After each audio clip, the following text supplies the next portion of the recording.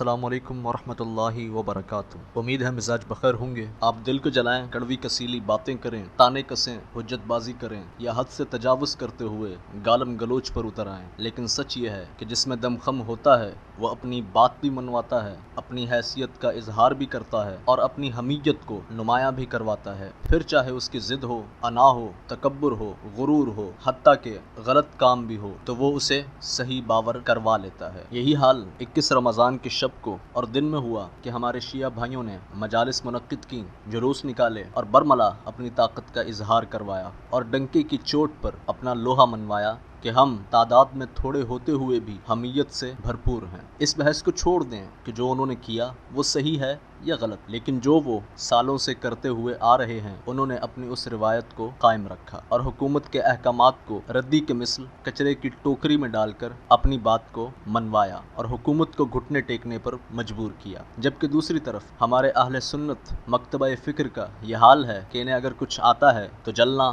کوڑنا، کوسنے دینا اور طنز کرنا۔ ہمیں یہ تسلیم کر لینا چاہیے کہ ہم صرف تعداد میں زیادہ ہیں، باقی ہمارے پلے نہ تو حمیت ہے نہ اتحاد ہے۔ آپ مجھے کسی ایک فورم پر اکٹھے ہو کر تو دکھائیں۔ زبانی دعوے کر لینا اور ایک ہی سٹیج پر جمع ہو کر تقریریں کر لینے سے کچھ نہیں ہوتا جب تک آپ عملی اقدامات میں اتحاد اور اتفاق کا مظاہرہ نہ کریں۔ مساجد بند ہیں لیکن علماء کو مصلحت کی پڑی ہے، تراویح پر پابندی لگا دی گئی لیکن کسی کے کان پر عملی طور پر جوں تک نہ رینگی، یہ مانا کہ واویلا کیا، شور مچایا، ہلڑ بازی کی لیکن بے سود، لا حاصل۔ تو اس بات کو ذہن نشین کر لیں کہ آپ کی وقت، اہمیت اور حیثیت تب تک کامل ہو ہی نہیں سکتی جب تک آپ عملی طور پر متحرک نہ ہوں۔ اس مد میں اپنے شیعہ بھائیوں کو داد اور تحسین دیتا ہوں کہ وہ بلا شبہ قابل ستائش اور قابل تعریف ہیں کہ انہوں نے اپنی بات منوائی اور ساری دنیا نے دیکھا۔ اب آپ کہیں گے کہ حکومت شیعہ ہے تو جناب والا جب آپ کی تعداد زیادہ ہے تو کیا آپ میں اتنا دم خم نہیں کہ آپ اپنی بات منوا سکیں؟ اور اگر آپ اپنی بات نہیں منوا سکتے تو خدا را